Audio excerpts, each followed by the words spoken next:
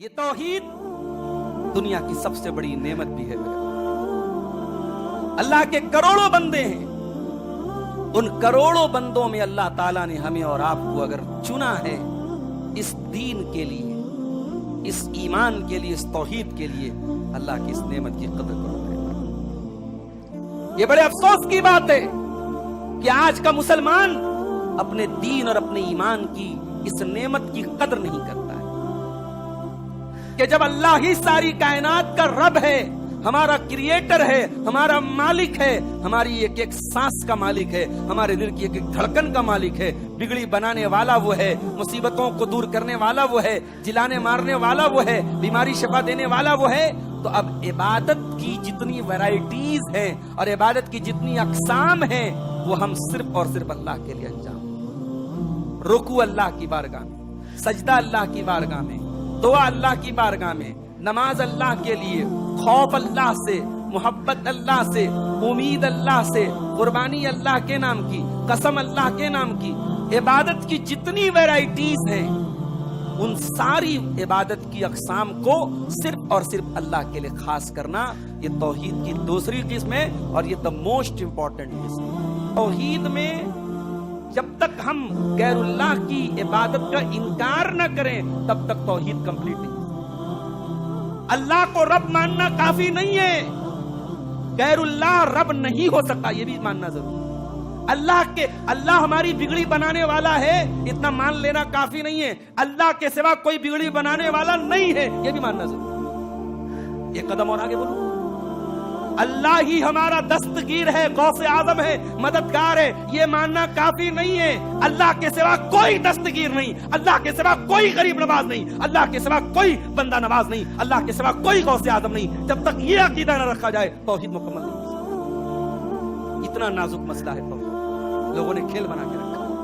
فَمَن يَكْفُرْ بِالطَّاغُوتِ وَيُؤْمِن بِاللَّهِ فَقَدِ اسْتَمْسَكَ بِالْعُرْوَةِ الْوُثْقَىٰ۔ آیت الکرسی کے بعد والی آیت ہے کہ جو طاغوت کا انکار کرے اور اللہ کے اوپر ایمان لائے، اس نے اللہ کے مضبوط کڑے کو پکڑ لیا، اس نے توحید کو تھاما۔ وَقُلْ جَاءَ الْحَقُّ وَزَهَقَ الْبَاطِلُ إِنَّ الْبَاطِلَ كَانَ زَهُوقًا۔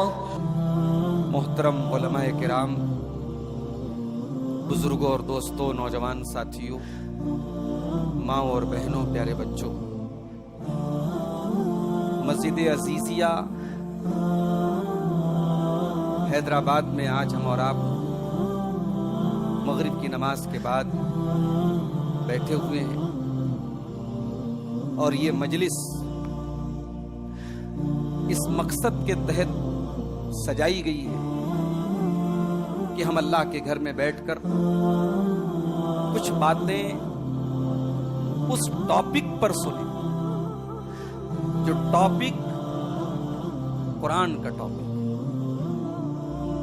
دنیا کی ہر کتاب کا ایک سبجیکٹ ہوتا ہے، ایک ٹاپک ہوتا ہے۔ کوئی پوچھے کہ بھئی قرآن کا کیا ٹاپک ہے، قرآن کس موضوع کی کتاب ہے، قرآن کا لب لباب کیا ہے، قرآن کا خلاصہ کیا ہے،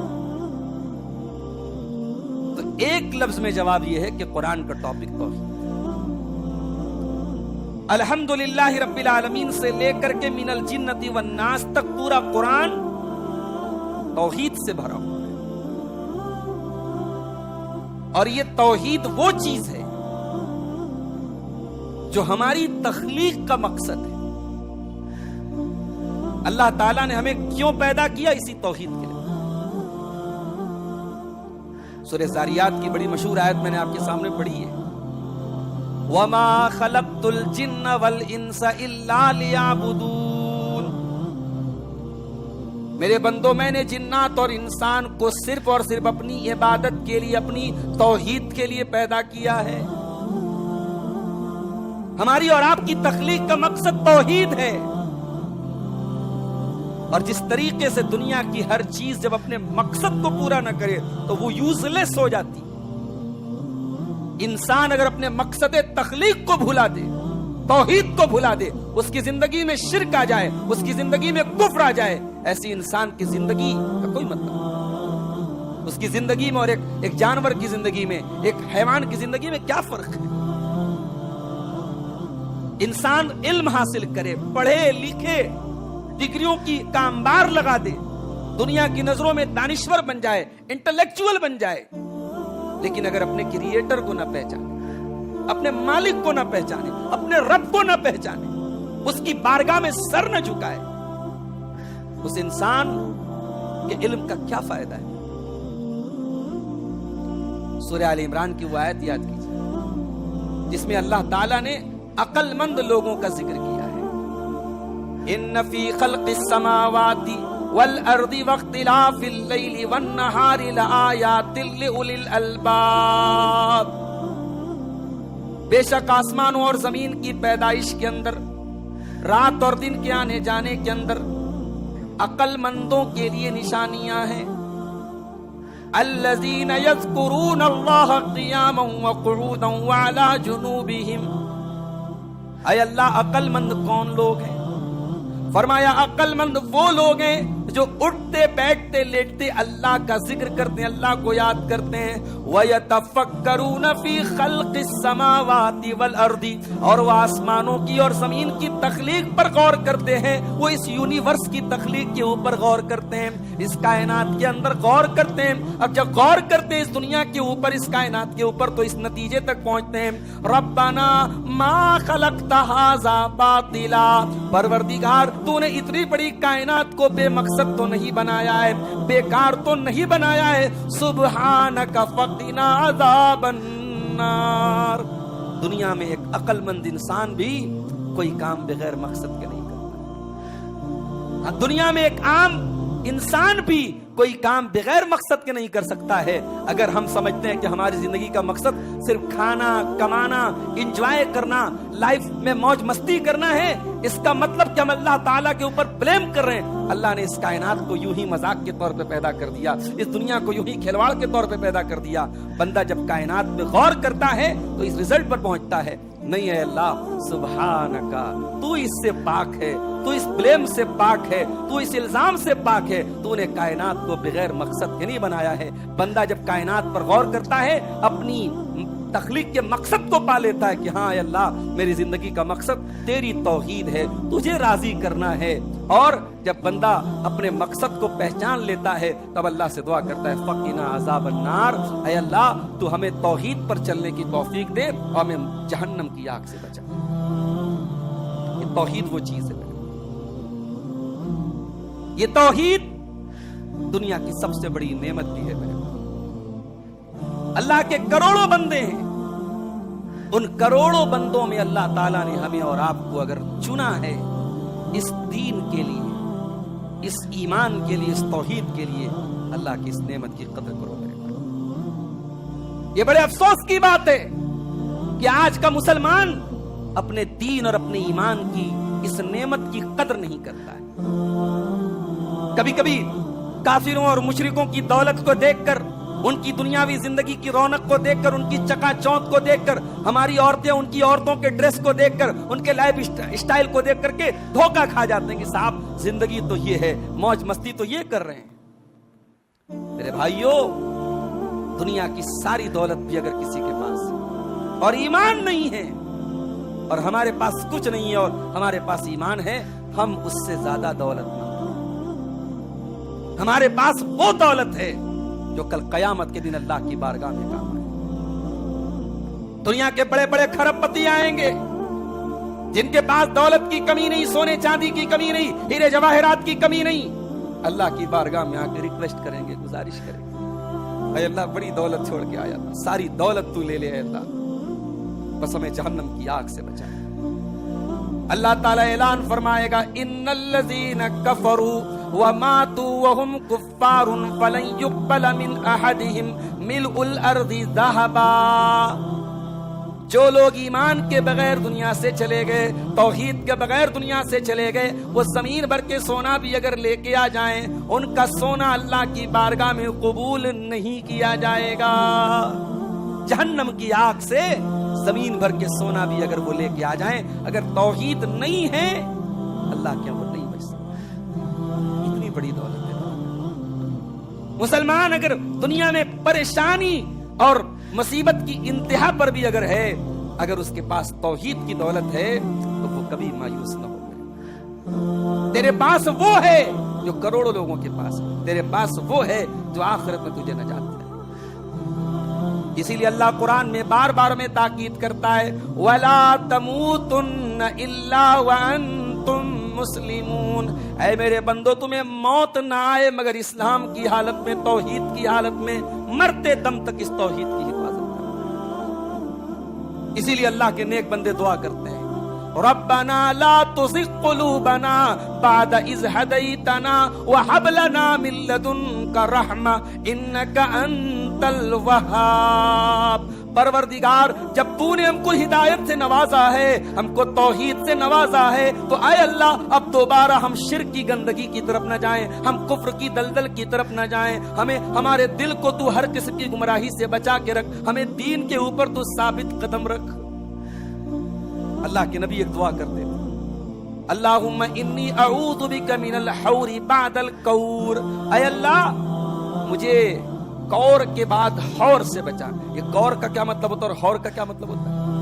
یہ ہمارے حضرت صدر صاحب ہمارے سلیم بھائی انہوں نے پگڑی پہنی، امامہ، جس کو عربی میں امامہ بولتے ہیں، ہمارے ہاں امامہ بولتے ہیں، امامہ نہیں امامہ ہوتا ہے، امامہ عین کے کسرہ کے ساتھ۔ تو یہ جو امامہ ہے اس کو جب لپیٹتے ہیں تو اس کو عربی میں کور بولتے ہیں، اور جب اس کو کھولتے ہیں تو اس کو عربی میں حور بولتے ہیں۔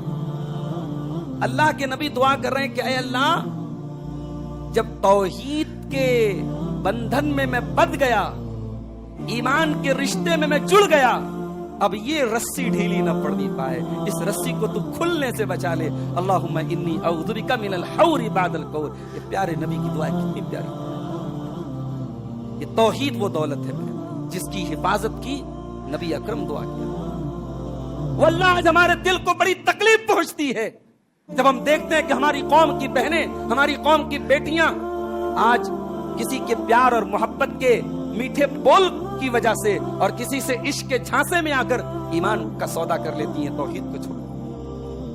یہ توحید تو وہ دولت ہے میرے بھائی۔ صحابہ کرام نے اپنے ماں باپ قربان کر دیے، اپنے بچے قربان کر دیے، اپنا گھر بار قربان کر دیا۔ یہ توحید تو وہ دولت ہے جس کو بچانے کی خاطر سب کچھ قربان کر دیا۔ آج اس توحید پر ہمیں کچھ بات کرنا ہے۔ توحید کا مطلب کیا ہوتا ہے؟ عربی زبان میں توحید کا مطلب ہوتا ہے کسی چیز کو ایک کرنا اور ایک جاننا۔ شریعت کی ٹرم میں توحید کس کو بولتے ہیں؟ شریعت کے ٹرم میں 3 چیزوں کا نام توحید ہے۔ توحید کا ایک مطلب یہ ہوتا ہے کہ اللہ تعالیٰ کے بارے میں یہ عقیدہ رکھنا کہ اللہ ہی ساری کائنات کا کریٹر ہے، ساری کائنات کا سسٹینر ہے، ساری کائنات کا منتظم ہے، انتظام کرنے والا ہے، چلانے والا ہے، بارش اتارنے والا وہی ہے، ہواؤں کو چلانے والا وہی ہے، موت دینے والا وہی ہے، زندگی دینے والا وہی ہے۔ یہ توحید کی پہلی قسم، اس کو کہتے توحید ربوبیت، اللہ کو رب ماننا۔ اور آپ کی نالج کے لیے یہ بات بتا دوں کہ توحید کی اس قسم کو مکہ کے کافر بھی مانتے ہیں۔ مکہ کے کافر بھی اس توحید کو مانتے تھے، اس توحید پہ جھگڑا نہیں تھا۔ وَلَئِن سَأَلْتَهُمْ مَنْ خَلَقَ السَّمَاوَاتِ وَالْأَرْضَ لَيَقُولُنَّ اللَّهُ۔ اے نبی اگر آپ ان سے پوچھیں کہ کون ہے جس نے آسمانوں اور زمین کو پیدا کیا ہے، ایک ہی جواب دیں گے اللہ ہے۔ مکہ کے کافر یہ جواب دیں گے کہ اللہ ہے۔ اس توحید پر جھگڑا نہیں تھا، جھگڑا ہے توحید کی دوسری قسم کی، کہ جب اللہ ہی ساری کائنات کا رب ہے، ہمارا کریٹر ہے، ہمارا مالک ہے، ہماری ایک ایک سانس کا مالک ہے، ہمارے دل کی ایک ایک دھڑکن کا مالک ہے، بگڑی بنانے والا وہ ہے، مصیبتوں کو دور کرنے والا وہ ہے، جلانے مارنے والا وہ ہے، بیماری شفا دینے والا وہ ہے، تو اب عبادت کی جتنی ویرائٹیز ہیں اور عبادت کی جتنی اقسام ہیں وہ ہم صرف اور صرف اللہ کے لیے انجام۔ رکوع اللہ کی بارگاہ میں، سجدہ اللہ کی بارگاہ میں، دعا اللہ کی بارگاہ میں، نماز اللہ کے لیے، خوف اللہ سے، محبت اللہ سے، امید اللہ سے، قربانی اللہ کے نام کی، قسم اللہ کے نام کی، عبادت کی جتنی ویرائٹیز ہیں ان ساری عبادت کی اقسام کو صرف اور صرف اللہ کے لیے خاص کرنا، یہ توحید کی دوسری قسم ہے، اور یہ دا موسٹ امپورٹنٹ قسم ہے، یہ سب سے اہم، اور اسی پر سارا جھگڑا ہے۔ مکہ کے کافر اس کو نہیں مانتے تھے، وہ کہتے تھے نہیں صاحب، ہم اللہ کو رب تو مانتے ہیں مگر ہمارے یہ لات منات حبل عزا، یہ جو ہمارے دیوی دیوتا ہیں، ہم ان کو بھی اپنا حاجت روا، مشکل کشا، بندہ نواز، غریب نواز، داتا، غوث اعظم ہم مانتے ہیں۔ کیوں مانتے ہو بھائی؟ کہتے یہ ہماری بات اللہ تک پہنچے۔ سیم وہی کانسیپٹ آج مسلمانوں کے ایک بڑے طبقے کے اندر، وہاں پتھر کے بت تھے، یہاں اولیاء کرام ہیں، وہاں لات اور منات اور عزا تھے، یہاں اللہ کے ولیوں کو یہ درجہ دے دیا گیا۔ ابھی میں راستے میں آیا، کئی دکانیں میری نظر سے گزری، کے جی این بریانی ہاؤس، کے جی این فلے، کے جی این کیا ہے بھائی؟ خواجہ غریب نواز۔ ہمارے ایک سلفی بھائی نے اس کی اچھی فل فارم نے کوئی گارنٹی نہیں، کے جی این مطلب کوئی گارنٹی۔ ایک اور جملہ لکھتے وائی کے جی این یا خواجہ غریب نواز، اس کا ہمارے ایک بھائی نے فل فارم بنایا کہ یقیناً کوئی گارنٹی۔ کے جی این لکھ رہے ہیں بھائی، اللہ کے ایک بندے کو غریب نواز کہا جا رہا ہے۔ کیا یہ توحید پر ڈاکہ نہیں ہے میرے بھائی؟ کیا ہم نے یہ سمجھ رکھا ہے کہ ہم نے لا الہ الا اللہ کا کلمہ پڑھ لیا اب ہمارے لیے سب جائز ہو گیا؟ اگر سب جائز ہو گیا تو پانچوں ٹائم کی نماز میں ہر رکعت میں سورہ فاتحہ کے اندر یہ اقرار کیوں کرتے ہیں؟ ایاک نعبد و ایاک نستعین، اے اللہ ہم تیری ہی عبادت کرتے ہیں اور تجھ ہی سے مدد مانگتے ہیں، ہمارا معبود بھی تو ہے، ہمارا مشکل کشا بھی تو ہے، ہماری ضرورتوں کو پورا کرنے والا بھی تو ہے۔ دنیا والے فلسفہ بگاڑتے ہیں، اللہ تعالیٰ سے اپنی بات کہنا آسان نہیں ہے، ہم تو گنہگار لوگ ہیں، اللہ ہماری ڈائریکٹ نہیں سنے گا۔ ہمیں پرائم منسٹر سے بات کرنا ہے تو اس کے پی اے سے ملنا پڑتا ہے، چیف منسٹر سے بات کرنا ہے تو اس کے سیکریٹری سے ملنا پڑتا ہے، اللہ تک پہنچنا ہے تو اللہ کے ولیوں سے اپنی بات کہنی پڑے گی، ہم ڈائریکٹ اللہ سے نہیں کہہ سکتے۔ ہم یہ فلسفے بگاڑتے ہیں، ہم یہ فلسفی بگاڑتے ہیں، اور قرآن کیا کہتا ہے؟ وَإِذَا سَأَلَكَ عِبَادِي عَنِّي فَإِنِّي قَرِيبٌ، اے میرے حبیب جب میرے بندے آپ سے میرے بارے میں پوچھیں کہ اللہ کہاں ہے، ان کو جواب دے دو کہ اللہ قریب ہے۔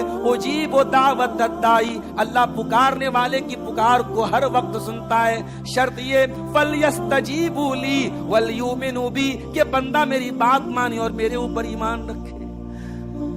شیطان نے شارٹ کٹ نکال دیا، گناہ کرتے رہو، اللہ سے دور رہو، اور یہ بھروسہ رکھو ہمارے فلانے صاحب ہم کو بچا لیں گے، ہمارے فلانے صاحب ہم کو بچا لیں گے۔ اللہ تعالیٰ کے یہاں اگر یہ فارمولا چلتا کہ کسی کے بچانے سے کوئی بچ جاتا، حضرت نوح علیہ السلام اپنے بیٹے کے لیے اللہ کی بارگاہ میں رو نہ رہے ہوتے میرے بھائی؟ نوح علیہ السلام کا بیٹا ان کی آنکھوں کے سامنے ڈوب رہا ہے اور نوح علیہ السلام کشتی میں بیٹھے ہوئے ہیں، اور نوح علیہ السلام کہتے ہیں یا بنی ارکب معنا، اے میرے بچے ہماری کشتی پہ سوار ہو جا، اے میرے بچے اپنے باپ کے ساتھ آ جا، اپنے باپ کا ساتھ دے دے، اپنے باپ کی کشتی پہ آ جا۔ بیٹا جواب دیتا ہے سآوی الی جبل یعصمنی من الماء، اے ابا جان مجھے آپ کو میری فکر کرنے کی ضرورت نہیں ہے، جب پانی آئے گا، جب طوفان آئے گا میں کسی پہاڑ کے اوپر چلا جاؤں گا، مجھے آپ کی کشتی پہ نہیں جانا ہے، میں آپ کے اوپر ایمان نہیں لاؤں گا۔ بیٹا لاجک بیان کر رہا ہے، بیٹا کہہ رہا ہے ابا طوفان آئے گا، کتنا بڑا طوفان آئے گا، میں پہاڑ پہ چڑھ جاؤں گا، بچ جاؤں گا میں۔ قال لا عاصم اليوم من امر اللہ، حضرت نوح علیہ السلام کہتے ہیں میرے بچے آج اللہ کے عذاب سے تجھے کوئی نہیں بچا پائے گا، تو پہاڑ کے اوپر چڑھ کر کے بھی اللہ کے عذاب سے نہیں بچ پائے گا۔ ابھی باپ بیٹے کی گفتگو چل ہی رہی تھی، قرآن کہتا ہے فحال بینہم الموج فکان من المغرقین، باپ بیٹے کی ابھی بات چل ہی رہی تھی کہ اچانک ایک پانی کا تھپیڑا آیا، ایک موج کی لہر آئی اور نوح علیہ السلام کے بیٹے کو ڈوبا کے لے کے چلا۔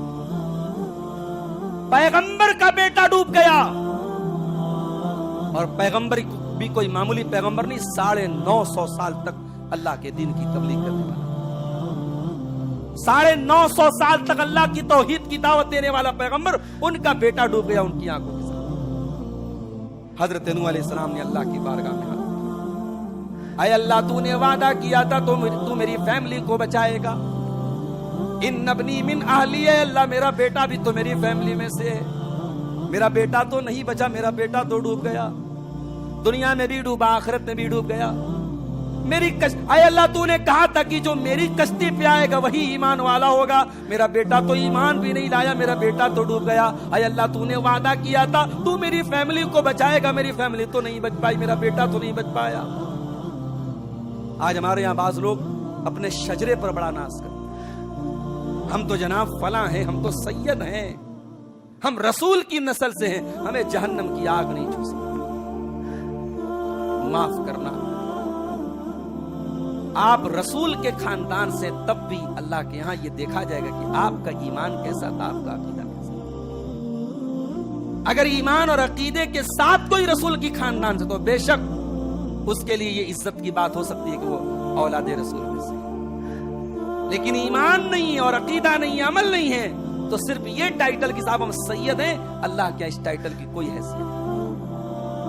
اللہ کے پیارے نبی فرماتے ہیں من بطأ بہ عملہ لم یسرع بہ نسبہ، جس کا عمل اس کو پیچھے کر دے، اس کا نسب، اس کا خاندان اس کو آگے نہیں کر سکتا۔ اللہ کی نوح علیہ السلام کہہ رہے کہ اللہ میرا بیٹا کیوں ڈوب گیا، تو نے کیوں نہیں بچایا؟ اللہ نے پہلے ڈانٹ پلائی، کہا کہ اے نوح ان ابنک لیس من اہل، تیرا بیٹا تیرے اہل میں سے نہیں، تیرا بیٹا تیرے پریوار میں سے نہیں ہے، انہو عمل غیر صالح، تیرے بیٹے کا عمل خراب تھا، تیرے بیٹے کا ایمان صحیح نہیں تھا، تیرے بیٹے کا عقیدہ صحیح نہیں تھا۔ ہم نے ضرور وعدہ کیا تھا ہم تیری فیملی کو بچائیں، مگر تیری فیملی سے تیری ایمان والی فیملی مراد ہے، تیری کافر فیملی مراد نہیں۔ اللہ کے ایمان کا رشتہ چلتا ہے، اللہ کے نسب کا رشتہ اور خون کا رشتہ نہیں چلتا ہے۔ اور اللہ نے پھر حضرت نوح علیہ السلام کو سمجھایا کہ انی اعیذک، اے نوح میں تمہیں نصیحت کرتا ہوں کہ مجھ سے کوئی ایسا سوال مت کرنا جس کا تمہیں حق نہیں۔ یہاں صاف تکیہ لگا کے بیٹھے فلانے بچا لیں گے، فلانے بچا لیں گے، کہنے والے تو یہاں تک کہتے ہیں اللہ کے پلے میں وحدت کے سوا کیا ہے، لینا ہے جو لے لیں گے دربار محمد سے۔ کہنے والے تو یہاں تک کہتے ہیں وہی جو مستوی عرش تھا خدا ہو کر اتر پڑا مدینے میں مصطفی۔ اس غلو نے نبی کی شان میں، اولیاء کی شان میں یہ حد سے زیادہ تجاوز کرنے نے آج امت کا بیڑا غرق کر کے رکھا ہے، اور امت نے اس توحید کی دولت کو گنوا دیا جو توحید کی دولت ہمارے پیارے نبی ہم کو دے۔ توحید الوہیت، اللہ ہی عبادت کے لائق ہے، اللہ ہی دعا کے لائق ہے۔ آج توحید الوہیت سے امت سب سے زیادہ دور۔ شہر حیدرآباد میں آپ نکل جائیں، کتنے مزارات آپ کو ملیں، بزرگوں کے نام پر دکانیں سجی ہیں، بے حیائی کا پورا سیلاب ہے۔ کون سا ایسا گناہ ہے اور کون سی ایسی خباثت ہے جو آپ کو نظر نہیں آئے، اور اسے نام دیا جا رہا ہے دین کا۔ یہ میرے نبی کا دین تو نہیں ہے، یہ قرآن و سنت والا دین تو نہیں ہے میرے بھائی۔ میرے نبی کا دین تو وہ ہے، اللہ کے پیارے نبی کا انتقال ہوتا ہے سوموار کے دن 12 ربیع الاول کی تاریخ، اور انتقال سے ایک دن پہلے جب آپ کی زبان سے الفاظ بھی صحیح طریقے سے نہیں نکل رہے تھے، اس عالم میں آپ نے بڑی بے چینی اور بے قراری کے عالم میں آپ نے کہا تھا الا لعنت اللہ علی الیہود والنصارى اتخذوا قبور انبیائہم مساجد، اللہ کی لعنت ہو یہود و نصارہ کے اوپر، انہوں نے اپنے نبیوں کی قبروں کو سجدہ گاہ بنا لیا ہے۔ او لوگو، تم میری قبر کو سجدہ گاہ نہ بننے دینا، میری قبر کو تم بت نہ بننے دینا، میری قبر کے اوپر تم سجدے نہ کرنے لگنا۔ جس بات کا خطرہ اللہ کے پیارے نبی کو اپنی امت کے بارے میں تھا، امت نے اسی چیز کو اپنا لیا میرے پیارے سے۔ اور یہ بات یاد رکھو، کوئی یہ نہ سمجھے کہ مسلمان جو اپنے آپ کو مسلمان جس نے کہہ دیا، کلمہ پڑھ دیا، وہ شرک نہیں کر سکتا، یہ غلط فہمی بھی دور کرو۔ اللہ کے پیارے نبی نے اس کی بھی پیشن گوئی کی، لا تقوم الساعۃ حتی تلحق قبائل من امتی بالمشرکین، قیامت اس وقت تک نہیں آئے گی جب تک میری امت کے کچھ قبیلے مشرکوں کے ساتھ مل نہیں جائیں گے، وحتی یعبد الاوثان، اور میری امت کے اندر بھی بت پرستی ہونے لگے گی۔ حضرت ابو ہریرہ کا نام سنا ہے؟ بولو بھائی، کہاں کے رہنے والے تھے؟ یمن کے، یمن کے رہنے والے تھے۔ ان کے قبیلے کا نام تھا قبیلے دوس، کا بہت بڑا قبیلہ تھا دوس قبیلہ، اسی سے ابو ہریرہ رضی اللہ عنہ۔ اب ایک حدیث میں سنانے جا رہا ہوں، حدیث کے راوی حضرت ابو ہریرہ ہے، صحیح مسلم کی حدیث۔ اللہ کے نبی فرماتے ہیں لا تقوم الساعۃ حتی تضطرب علیات نساء دوس حول ذی الخلصہ، قیامت اس وقت تک نہیں آئے گی جب تک قبیلہ دوس کی عورتیں ذوالخلصہ نامی بت کے آگے اپنے کولے نہیں مٹکائیں گی، اس کا چکر نہیں لگائیں گی۔ میں ایگزیکٹ لفظی ترجمہ کروں، اس کو آپ یہ مت سمجھے میں مبالغہ کروں، ابھی میں نے جو لفظ استعمال کیا حدیث کے الفاظ کا ایگزیکٹ ترجمہ کروں۔ قبیلے دوس کی عورتیں، یہ کون سا قبیلہ ہے؟ ابو ہریرہ رضی اللہ عنہ کا اپنا قبیلہ ہے، اور امانت داری دیکھو حضرت ابو ہریرہ کی، نبی کی حدیث کو ایز اٹ از بیان کر، یہ نہیں سوچا میرے قبیلے کی برائی ہو رہی ہے، میرے قبیلے کی عورتوں پر اتنا بڑا، ان کے بارے میں اتنی بڑی بات کہی جا رہی ہے۔ ابو ہریرہ رضی اللہ تعالیٰ عنہ کی امانت دیکھو کہ نبی سے جو الفاظ سنے اس کو من وعن امت کو بیان کر دیا کہ پیارے نبی نے فرمایا قیامت کے پہلے وہ دور بھی آئے گا جب قبیلے دوس کی عورتیں ذوالخلصہ نامی بت کا طواف کریں، یعنی اس امت کی عورتوں کے اندر شرک ہوگا، اور آج ہم وہ حالات دیکھ رہے ہیں۔ میرے پیارے سے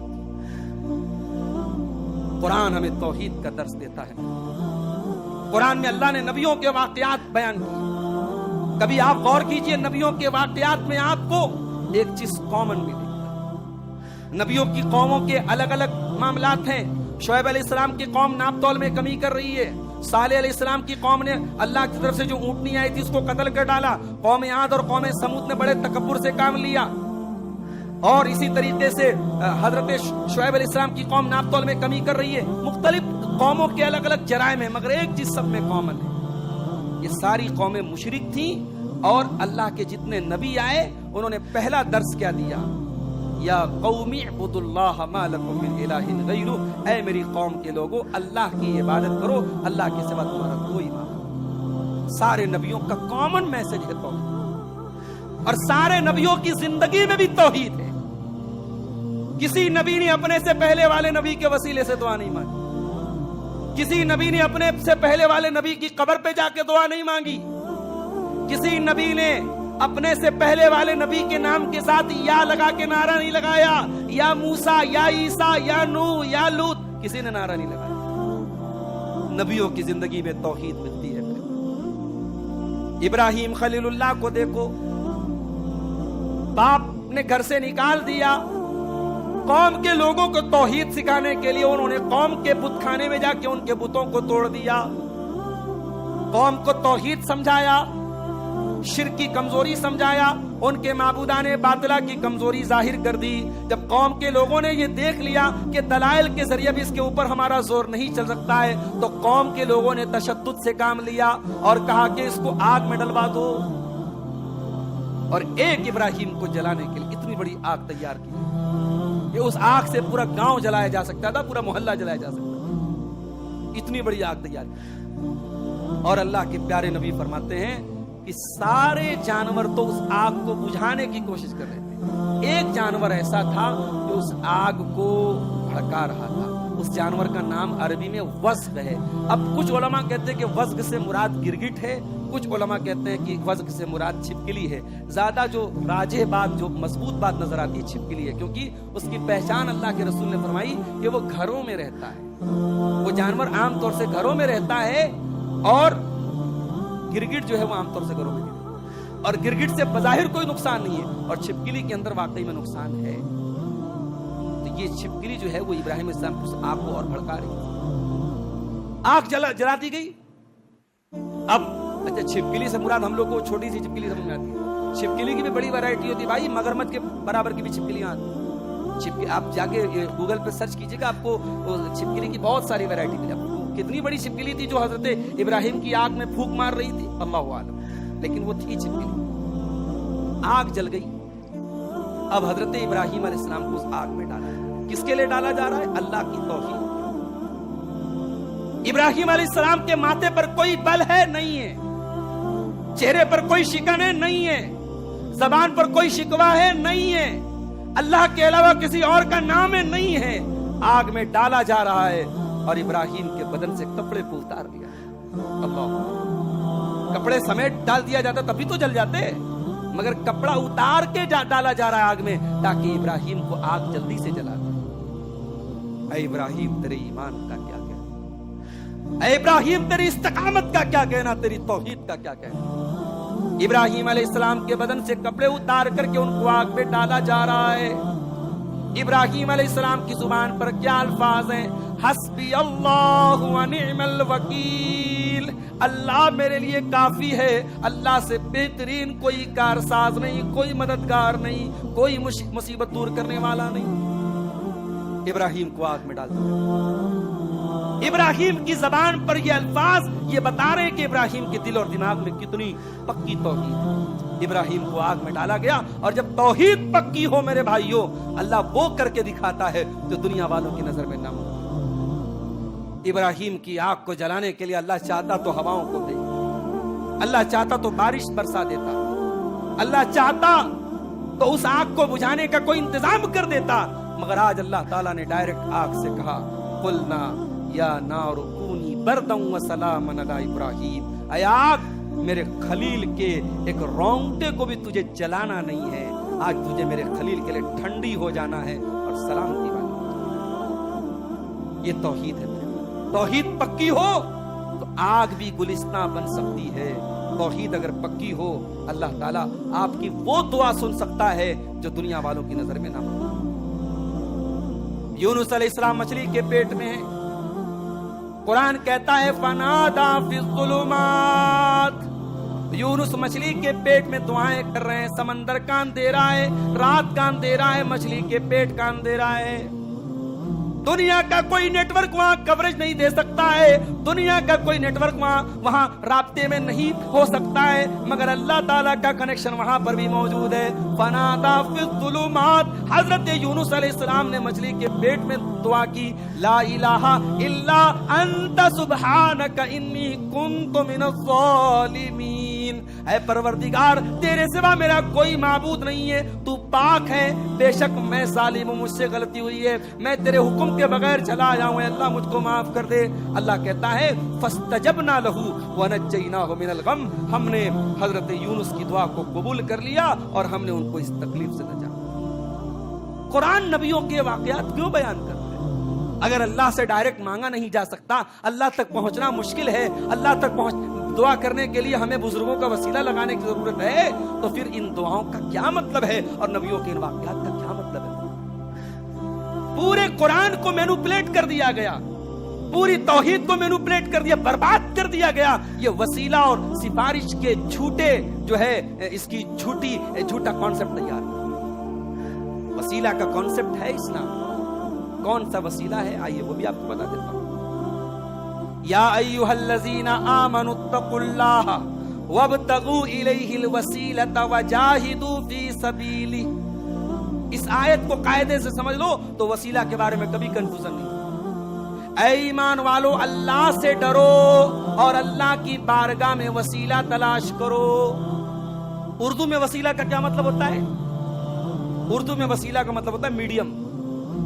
जैसे मैं कार से चल के आपकी मस्जिद अजीजिया तक आया तो कार मेरे मस्जिद अजीजिया तक आने का वसीला है। सलीम भाई से मैंने फोन से बात की तो फोन मेरी इनसे बात करने का वसीला है। उर्दू में वसीला बोलते मीडियम, अरबी में ऐसा नहीं है। अरबी में वसीला बोलते कुर्बत। अब अल्लाह कह रहा है कि ऐ ईमान वालो, अल्लाह से डरो और अल्लाह का वसीला तलाश करो, अल्लाह का कुर्ब तलाश करो। अब अल्लाह का कुर्ब कैसे तलाश करेंगे? आइए वो हदीस भी देख लीजिए। बुखारी और मुस्लिम की रिवायत है, अल्लाह के प्यारे नबी फरमाते हैं कि बंदा सबसे ज्यादा अगर मेरे करीब आता है, मेरी कुर्बत हासिल करता है, तो फराइज के जरिए सबसे ज्यादा बंदा मेरे करीब। अल्लाह का वसीला तलाश करना है, फराइज की पाबंदी कर। नमाज पढ़, रोजे रख, तेरे ऊपर ज़कात फर्ज है, ज़कात अदा कर, हज फर्ज है, हज। पहले फराइज अदा कर, तू अल्लाह का मुकर्रब बनना चाहता, और जब फराइज अदा कर लो तो फिर सेकंड स्टेप पर क्या है? अल्लाह के प्यारे नबी फरमाते हैं फिर बंदा नवाफिल को अपनाता है, और जितनी वो नवाफिल को अपनाता है उतना मेरा मुकर्रब बनता चला। हमने साहब वसीला का एक झूठा कॉन्सेप्ट खड़ा कर दिया, बुजुर्गों की को हमने बना लिया कि साहब ये हमारे जितने बुजुर्ग हैं ये हमारे वसीला हैं और ये हमें बचा लेंगे। हम शराब पिए, हम जिना करें, हम चोरी करें, हम शिरक करें, हम बिदअत करें, हम जो चाहे सो करें, हमारे पीर साहब, हमारे बाबा जी, हमारे फलाने, हमारे डिमाकी हमको बचा लेंगे। यहाँ अल्लाह के प्यारे नबी अपनी बेटी फातिमा से कहते हैं, अपनी फूफी सफिया से कहते हैं, अपने चचा अब्बास से कहते हैं कि ऐ मेरे चचा अब्बास, ऐ मेरी फूफी सफिया, ऐ मेरी बेटी फातिमा, अनक़िज़ू अनफुसकुम मिनन नार, अपने आप को जहन्नम की आग से बचा लो।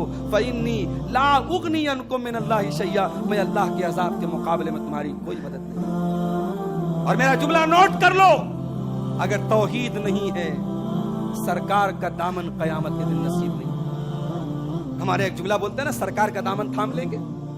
सरकार का दामन, रसूल का दामन, और रसूल की शफाअत उसी इंसान को हासिल होगी जो कयामत के दिन तौहीद को लेकर आए। और अहले हदीस हूं, दलील के बगैर बात नहीं करता, दलील आपको सुनाने। बुखारी और मुस्लिम की रिवायत, अल्लाह के प्यारे नबी के बड़े प्यारे सहाबी हजरत अबू हुरैरा रज़ी अल्लाह ताला अन्हु कहते हैं, मैंने पूछा है अल्लाह के नबी, वो कौन खुश नसीब इंसान होगा जो कयामत के दिन आपकी सिफारिश पाएगा, आप उसके हक में शिफात करें। तो हजरत अबू हुरैरा हदीस के रावी सवाल कर रहे हैं कि अल्लाह के रसूल, वो कौन सा खुश नसीब इंसान है जो कयामत के दिन आपकी सिफारिश पाएगा। हम लोग सवाल क्या करते हैं, एक साहब ने भी सवाल किया, खाने काबा का सबसे पहले तवाफ किसने किया? एक भाई पूछते हैं, आदम अलैहिस्सलाम ने जन्नत में जो पेड़ का फल खाया था, कौन सा पेड़ था? आम का था कि अमरूद का था कि कीवी का था, कौन सा था वो? हाबील और काबिल में जिस औरत की वजह से लड़ाई हुई, उस लड़की का नाम क्या था? इमाम अबू हनीफा के उस्ताद थे इमाम इब्राहिम नखई, उनसे किसी ने पूछा कि इबलीस, जिन्नात में भी तो मेल फीमेल होते ना, तो इबलीस की फीमेल का नाम क्या, इबलीस की बीवी का नाम क्या है? उन्होंने कहा कि मैं उसके निकाह में गया नहीं। बड़े फजूल किस्म के सवालात आज हमारे बीच में, जिन सवालात का ना कोई दुनिया का फायदा है ना दीन का फायदा है। सहाबे किराम से सवाल करने का भी हुनर सीखो मेरे भाई। कितना प्यारा सवाल है, कितना इंपॉर्टेंट सवाल है। अय अल्लाह के नबी, वो कौन सा खुश नसीब इंसान है जो कयामत के दिन आपकी शफाअत पाए। अल्लाह के प्यारे नबी की आदत थी सल्लल्लाहु अलैहि वसल्लम कि आप सवाल अगर अच्छा होता था तो सामने वाले को इनकरेज करते थे, उसका हौसला बढ़ाते। आपने कहा कि ऐ अबू हुरैरा, मैं श्योर था, मुझे यकीन था कि ये सवाल तुम ही करो। क्यों? लिमा राअयतु मिन हिर्सिका अलल हदीस, क्योंकि मैं देख रहा हूं कि तेरे अंदर नबी की हदीसों को सीखने की तड़प है। अल्लाह ये तड़प हम सब के दिलों में पैदा फरमाते। भाई अहले हदीस बोलते हैं ना अपने आप को, तो सिर्फ ये ज़बानी अहले हदीस ना बनो, हदीसों को सीखने की तड़प पैदा करो अपने। अल्लाह के प्यारे नबी कह रहे कि अबू हुरैरा, मुझे यकीन था कि तेरे अंदर जो हदीस को सीखने की तड़प है, तू सवाल सबसे पहले ये सवाल तू ही करे। अब नबी ने जवाब कहा कि अबू हुरैरा, असअदुन्नासी बिशफाअती यौमल क़ियामा, कयामत के दिन वो खुश नसीब इंसान जो मेरी शफाअत पाएगा, मन काला ला इलाहा इल्लल्लाह खालिसन मिन क़िबल नफ्सिही, जो दिल के इखलास के साथ, दिल के खुलूस के साथ ला इलाहा इल्लल्लाह जिसने पढ़ा होगा, जो तौहीद के ऊपर रहा होगा, तौहीद लेके आएगा, उसको मेरी शफाअत मिलेगी। किसी मुशरिक को, किसी कब्र परस्त को, किसी गैरुल्लाह के दर पे सर झुकाने वाले को अल्लाह के नबी की शफाअत नहीं मिलेगी। और एक बात और बोलूं, ये तो नबी की शफाअत की बात। हमें और आपको एक उम्मीद और है, अपने नबी के हाथों कौसर का जाम पीने की उम्मीद है कि नहीं हमें? हम चाहते कि नहीं चाहते कि अपने नबी के हाथों हम कौसर का जाम पिएं? और ये जो जिसको अल्लाह के नबी अपने हौज का पानी पिलाएंगे, अल्लाह के प्यारे नबी फरमाते ला यस्मा बादहु अबदा, उसके बाद प्यास नहीं लगेगी उसे। इतना प्यारा पानी, ये पानी भी किसी मुशरिक को नसीब नहीं और किसी बिदअती को नसीब नहीं। आइए वो भी, उसकी भी हदीस आपको सुना देते। सही मुस्लिम की हदीस है اور یہ حدیث دل کھول کے ذرا سننا، کان نہیں دل کھول کے سننا، بڑی پیاری حدیث۔ اللہ کے پیارے نبی صلی اللہ علیہ وسلم بقیع کے قبرستان میں جاتے ہیں اور وہاں جا کر کے آپ دعائے مغفرت کرتے ہیں جو بقیع کے قبرستان میں جو لوگ دفن ہیں۔ کبھی آپ کو عمرہ کرنے کا موقع ملے، کبھی بقیع کے قبرستان پہ جائیں۔ اللہ ہمارے یہاں تو زندگی بھر گانجا اور چرس اور ہیروئن پینے والے بھی مر جاتے تو 2 فٹ کی ان کی قبر بنتی ہے اور وہ کوئی بابا بن جاتے ہیں۔ ہمارے بنارس میں پاگل بابا بھی، پاگلوں کی مزاریں بنی ہیں۔ اس ہندوستان میں بلی کی مزار ہے۔ آپ کے گلبرگہ شہر میں چلے جائیے، خواجہ بندہ نواز کی درگاہ کے اندر میں نے دیکھا خواجہ صاحب کی بیٹی نے طوطا پالا تھا، طوطے کی بھی مزار موجود ہے۔ ولی کا طوطا بھی ولی ہوتا ہے بھائی، ولی کی بلی بھی ولی ہوتی ہے۔ یہاں بقیع کے قبرستان میں 10,000 سے زیادہ صحابہ کرام کی قبریں ہیں۔ کوئی کتبہ نہیں، کوئی اونچی قبر نہیں، کوئی پکی قبر نہیں، سب مٹی کی قبریں ہیں۔ دور تک نظر ڈالو، کوئی نشان نہیں، کوئی پہچان نہیں۔ اور یہ وہ اللہ کے ولی ہیں، قیامت کی صبح تک ان کے جیسا ولی کوئی پیدا نہیں ہو سکتا۔ یہ نبی کے صحابہ ہیں۔ اس روئے زمین پر اللہ کے نبیوں کے بعد اگر سب سے مقدس کوئی جماعت ہے تو صحابہ کی۔ یہ بقیع کے قبرستان میں اللہ کے پیارے نبی جاتے ہیں اور وہاں جا کے مغفرت کی دعا کرتے ہیں۔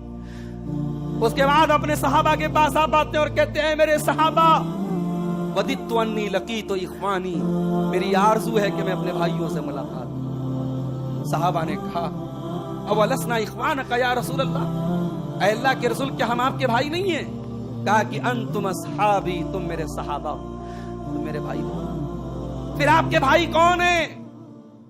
قربان جاؤں میں اپنے نبی کے اوپر، میرے ماں باپ قربان ہو اللہ کے رسول کے اوپر، میری جان قربان ہو اللہ کے رسول۔ آنے والی تمام نسلوں کے لیے یہ حدیث ایک بہت بڑی خوشخبری ہے۔ اللہ کے نبی فرماتے ہیں میرے بھائی وہ لوگ ہیں جو بعد میں آئیں گے، جنہوں نے میرا دیدار نہیں کیا ہوگا، جنہوں نے میرا زمانہ نہیں پایا ہوگا، جنہوں نے میرے ساتھ غزوات میں شرکت نہیں کی ہوگی، مگر میرا کلمہ پڑھیں گے، میرے اوپر ایمان رکھیں گے، مجھ سے محبت کریں گے، وہ میرے بھائی ہوں گے اور میں اپنے ان بھائیوں سے ملنا چاہتا ہوں۔ کتنی بڑی خوشخبری ہے ہمارے ہم جیسے گنہگاروں کے لیے میرے بھائی، ہم جو بغیر دیکھے اپنے نبی سے محبت کرتے ہیں۔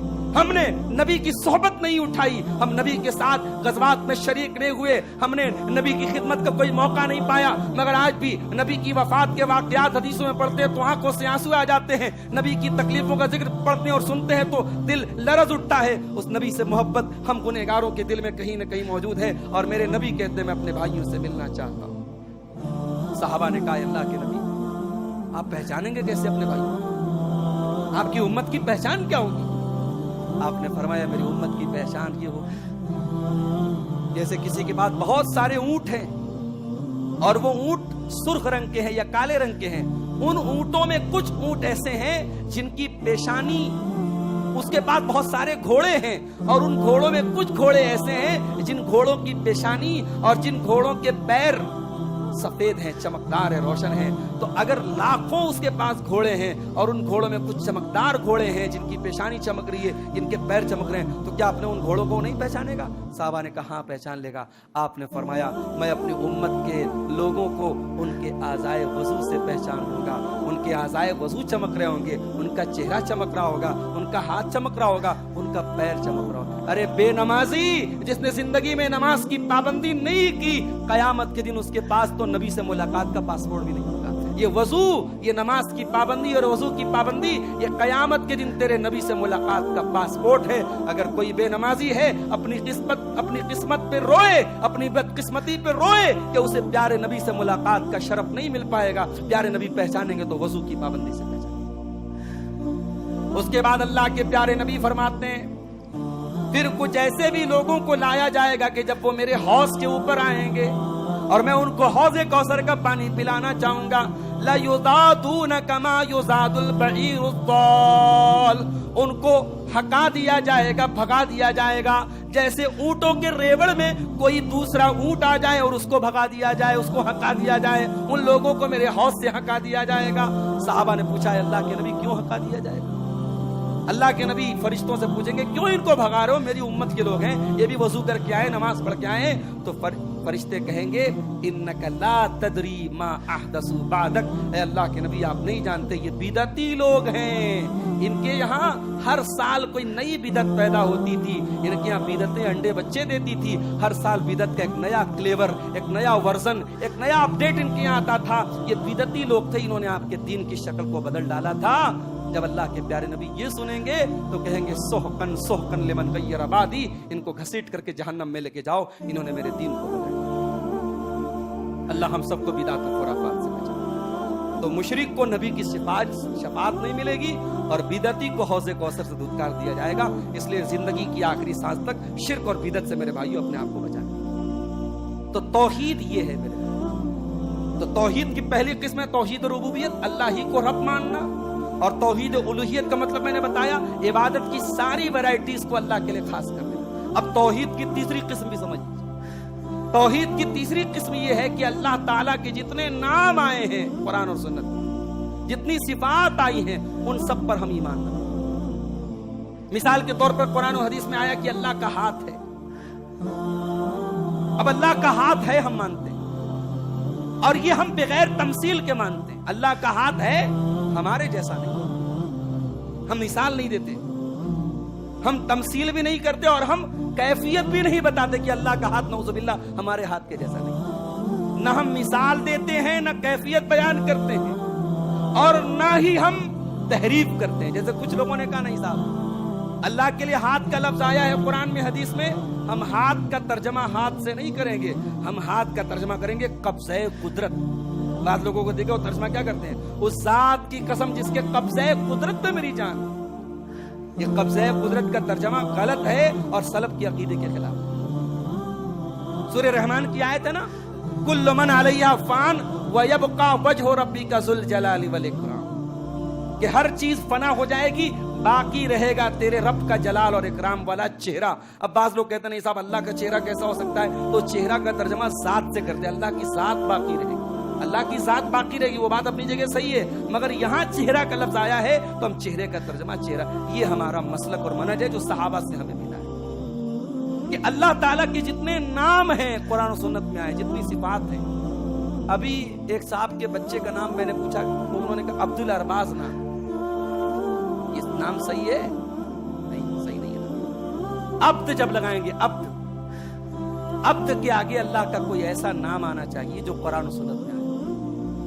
یا تو قرآن و سنت میں ایگزیکٹ آیا ہو یا اس کی میننگ آئی ہو، تب بھی مان لیا جائے. اسی لیے علامہ البانی رحمۃ اللہ علیہ اللہ تعالیٰ کو ستار نہیں بولتا. ایک مرتبہ حادثہ ہوا، علامہ البانی جا رہے تھے کار سے، راستے میں ایکسیڈنٹ ہو گیا، کار کہیں تیز رفتار کار کسی چیز میں جا کے لڑ گئی. تو ان کے ساتھ جو لوگ تھے سب چلانے لگے یا ستار یا ستار. تو علامہ البانی نے اس ایکسیڈنٹ کے موقع پر، اس نازک موقع پر کہا نہیں، یا ستار مت کہو یا ستیر کہو. اللہ تعالیٰ کا نام ستار نہیں آیا ہے قرآن و سنت میں، ستیر آیا ہے. ستیر کے معنی کیا ہوتا ہے؟ پردہ ڈالنے والا. ستار کے معنی بھی پردہ ڈالنے والا، مگر ستار نہیں آیا تو علامہ البانی منع کرتے تھے ستار مت. تو اللہ تعالیٰ کے جتنے نام آئے ہیں ان ناموں پر ایز اٹ از ایمان رکھنا، کہ جیسے وہ آئے ہیں ہم ان پر ایمان رکھنا. ان کو کوئی مثال نہیں دیتے، ان کی کیفیت بیان نہیں کرتے، ان کا انکار نہیں کرتے، ان کی تحریف نہیں کرتے. اس عقیدے کو بولتے ہیں توحید اسماء و صفات. یہ توحید کی 3 قسمیں ہیں، ان تینوں کو ہمیں ماننا ہے. اور یاد رکھیے توحید کا بہت امپورٹنٹ پہلو میں بیان کر دوں، وقت زیادہ لے رہا ہوں میں آپ کا. توحید کا بہت امپورٹنٹ پہلو یہ بھی ہے میرے، ہمارے کلمہ توحید کی شروعات لا سے ہوتی. کبھی آپ نے غور کیا؟ ہمارا کلمہ ایسے بھی تو ہو سکتا تھا، اللہ ہی ہمارا معبود ہے. ہمارا کلمہ ایسے نہیں ہے، ہمارا کلمہ لا سے شروع ہوتا ہے، لا الہ الا اللہ، نہیں ہے کوئی معبود مگر اللہ. ایسا کیوں ہے؟ ایسا اس لیے ہے کہ توحید میں جب تک ہم غیر اللہ کی عبادت کا انکار نہ کریں تب تک توحید کمپلیٹ نہیں ہے. اللہ کو رب ماننا کافی نہیں ہے، غیر اللہ رب نہیں ہو سکتا، یہ بھی ماننا ضروری. اللہ ہماری بگڑی بنانے والا ہے، اتنا مان لینا کافی نہیں ہے. اللہ کے سوا کوئی بگڑی بنانے والا نہیں ہے، یہ بھی ماننا ضروری. ایک قدم اور آگے بولوں، اللہ ہی ہمارا دستگیر ہے، غوث اعظم ہے، مددگار ہے، یہ ماننا کافی نہیں ہے۔ اللہ کے سوا کوئی دستگیر نہیں، اللہ کے سوا کوئی غریب نواز نہیں، اللہ کے سوا کوئی بندہ نواز نہیں، اللہ کے سوا کوئی غوث اعظم نہیں۔ جب تک یہ عقیدہ نہ رکھا جائے توحید مکمل نہیں ہو سکتی۔ اتنا نازک مسئلہ ہے توحید، لوگوں نے کھیل بنا کے رکھا۔ وَمَن يَكْفُرْ بِالطَّاغُوتِ وَيُؤْمِن بِاللَّهِ فَقَدِ اسْتَمْسَكَ بِالْعُرْوَةِ الْوُثْقَىٰ۔ آیت الکرسی کے بعد والی آیت ہے کہ جو طاغوت کا انکار کرے اور اللہ کے اوپر ایمان لائے، اس نے اللہ کے مضبوط کڑے کو پکڑ لیا، اس نے توحید کو تھام لیا۔ تو توحید کا معاملہ اتنا نازک ہے، اور یہ توحید، اس کا فائدہ کیا ہے؟ دو چار پوائنٹ بیان کر کے بات ختم کروں گا۔ توحید کا فائدہ کیا ہے؟ توحید ہمیں سکون دیتی ہے۔ جس بندے کے دل میں توحید ہوگی اس کا دل پرسکون ہے۔ توحید کی برکت ہے۔ توحید پر چلنے والا، توحید کے عقیدے کو رکھنے والا، وہ کبھی ڈپریشن کا شکار نہیں۔ توحید نام ہے سکون کا، توحید نام ہے دل کے سکون اور اطمینان۔ وَمَن يُرِدِ اللَّهُ أَن يَهْدِيَهُ يَشْرَحْ صَدْرَهُ لِلْإِسْلَامِ۔ جس کو اللہ تعالیٰ ہدایت دینا چاہتا ہے اس کے سینے کو کھول دیتا ہے۔ وَمَن يُرِدْ أَن يُضِلَّهُ يَجْعَلْ صَدْرَهُ ضَيِّقًا حَرَجًا كَأَنَّمَا يَصَّعَّدُ إِلَى السَّمَاءِ۔ اور جس کو اللہ تعالیٰ گمراہ کر دیتا ہے اس کے سینے کو تنگ کر دیتا ہے، اور وہ ایسا محسوس کرتا ہے جیسے بڑی مشکل سے وہ اونچائی کی طرف چڑھ رہا ہے۔ کبھی آپ پہاڑ پہ چڑھیے، کبھی کسی بلندی پر چڑھیے، تو چڑھنے میں انسان کو کبھی کبھی ایک دم اس کا دم گھٹنے لگتا ہے، اس کا سینہ تنگ ہو جاتا ہے۔ تو جو مشرک ہوتا ہے، جو گمراہ ہوتا ہے، اللہ اس کی مثال دے رہا ہے کہ اس کا سینہ ایک دم تنگ ہوتا ہے، اس کے دل کو سکون، اس کے سینے کو کشادگی دی۔ یہ توحید کی پہلی برکت۔ توحید کی دوسری برکت، توحید امن اور چین پیدا کرتی ہے۔ دنیا کا سارا فساد اور بگاڑ کفر و شرک کی وجہ سے ہے۔ توحید جہاں رہے گی، پکی توحید، وہاں امن اور چین آئے گا، اور یہ اللہ کا وعدہ ہے۔ اللہ نے فرمایا الذین آمنوا ولم يلبسوا ایمانہم بظلم اولئک لہم الامن وہم مہتدون، کہ جو ایمان لائے اور ایمان کے ساتھ شرک کی کوئی ملاوٹ نہیں کی، ان کو امن ملے گا، ان کو چین ملے گا، ان کو نجات ملے گی، دنیا میں بھی امن کے ساتھ رہیں گے، آخرت میں بھی امن کے ساتھ۔ توحید کا ایک اور فائدہ ہے میرے بھائیوں، توحید پر چلنے والا بے غیرت نہیں ہوتا، با غیرت ہوتا ہے۔ توحید پر چلنے والا غیرت مند ہوتا ہے۔ جو انسان غیرت سے محروم ہے، سمجھ جاؤ اس کی توحید میں کمی، اس کے عقیدے میں کمی۔ جس کو کوئی فرق نہ پڑے اس کی بیوی کس کے ساتھ گھومنے جا رہی ہے، اس کی بیٹی کہاں جا رہی ہے، اس کی بہن کہاں جا رہی ہے، جس کی غیرت، جس کے اندر غیرت مر جائے، سمجھ جاؤ کہ اس کی توحید بھی مر رہی ہے۔ آئیے حدیث آپ کو سنا دیتا ہوں۔ اللہ کے پیارے نبی کے صحابی ہیں 7 دنوں بعد، وہ کہتے ہیں کہ اگر میں اپنی بیوی کو کسی غیر مرد کے ساتھ دیکھ لوں گا، میں اس آدمی کو مار دوں گا، تلوار قتل کر دوں گا۔ اگر میں تنہائی میں اپنی بیوی کو کسی غیر مرد کے ساتھ دیکھ لوں گا، میں I will kill him، میں اس آدمی کو قتل کر دوں گا۔ صحابہ کو یہ بات بڑی بھاری لگی۔ صحابہ نے یہ بات اللہ کے رسول کے سامنے ذکر کی کہ اے اللہ کے رسول 7 دنوں بعد ایسی بات کر رہے ہیں۔ اللہ کے پیارے نبی نے فرمایا اتعجبون من غیرت سعد، کیا تمہیں سعد کی غیرت پر تعجب ہو رہا ہے؟ تمہیں بڑی حیرت ہو رہی کہ سعد نے ایسی بات کیوں کہہ دی؟ کان کھول کر کے سن لو، سعد سے زیادہ غیرت والا تو میں ہوں، اور مجھ سے زیادہ غیرت والا اللہ ہے، اور اسی لیے اللہ تعالیٰ نے تمام فحش کاموں کو، تمام گندے کاموں کو، ہر قسم کی زناکاری کو، بدکاری کو، بے حیائی کو، لواطت کو، لڑکا لڑکی کے ناجائز تعلق، لڑکی لڑکی کے ناجائز تعلق، لڑکا لڑکا، جتنی بھی خباثت اور گندگی کی جتنی ناجائز قسم، سب کو اللہ نے حرام کیا۔ کیوں؟ اللہ غیرت والا ہے۔ توحید جب آئے گی تو غیرت آئے گی۔ جس سوسائٹی میں توحید نہیں ہوگی، جس سوسائٹی میں قبر پرستی ہوگی، جس سماج میں غیر اللہ کو مشکل کشا مانا جائے گا، وہاں غیرت بھی مرے گی میرے بھائیوں، وہاں بے حیائی آئے گی، بے غیرت۔ اور آگے بڑھیے، توحید کا ایک فائدہ اور بھی، توحید پر چلنے والا صابر ہوتا ہے۔ بچہ مر جائے، شوہر کی بیوی کا انتقال ہو جائے، بیوی کے شوہر کا انتقال ہو جائے، توحید پر اگر چل رہا ہے، اپنی زبان کو کنٹرول میں رکھے، اپنے جذبات کو کنٹرول میں رکھے۔ آنسو آئیں گے، روئے گا، दुख का इजहार करेगा, मगर कोई ऐसी हरकत नहीं करेगा जिससे अल्लाह नाराज हो। तौहीद इंसान को मजबूत बनाती है। अल्लाह के प्यारे हबीब को देखो, आपको बड़ी आरजू थी बेटे की। हजरत खदीजा से जो बेटे पैदा हुए, कासिम पैदा हुए इंतकाल कर गए, अब्दुल्ला पैदा हुए इंतकाल कर गए। बड़ी मुद्दत के बाद हजरत मारिया के पेट से बच्चा पैदा हुआ और प्यारे नबी ने बड़े शौक से अपने बच्चे का नाम अपने बाप इब्राहिम के नाम पे इब्राहिम रखा। बेटे की ख्वाहिश तो अल्लाह के नबी को नहीं थी। बेटे की ख्वाहिश होना बुरी नहीं है, नबियों को भी ख्वाहिश है। बेटा थोड़ा बड़ा हुआ, अरब के दस्तूर के मुताबिक अल्लाह के नबी ने देहात में भेजा। देहात में बच्चे जाते थे, वहीं दूध पीते थे, दाई लोगों का दूध पीते थे, और देहात में उनका की मांसपेशियां मजबूत होती थी, उनका बदन मजबूत होता था। ये बच्चा इब्राहिम रजी अल्लाह तआला अन्हु, ये बच्चे ये देहात में जाके परवरिश पाने लगे। 1.5 साल के हो गए। अल्लाह के नबी को पता चला कि मेरा बच्चा बहुत बीमार है। आपने सहाबा से कहा चलो, सहाबा की एक जमात को लेके गए। वहां गए तो बच्चा आपका बुखार में तप रहा था। बच्चे को आपने गोद में लिया, बच्चे की सांसें उखड़ रही थी। बच्चा मौत के करीब पहुंच चुका था, बच्चा आखिरी सांसें ले रहा था। अल्लाह के प्यारे हबीब की आंखों में आंसू, आप रोने लगे। सहाबा ने कहा अल्लाह के नबी आप रो रहे? कहा कि हाज़िही रहमतुन जअलहा अल्लाहु फी कुलूबि इबादिही। ऐ मेरे सहाबा, ये आंसू एक बाप के आंसू हैं जो बेटे के लिए निकलते।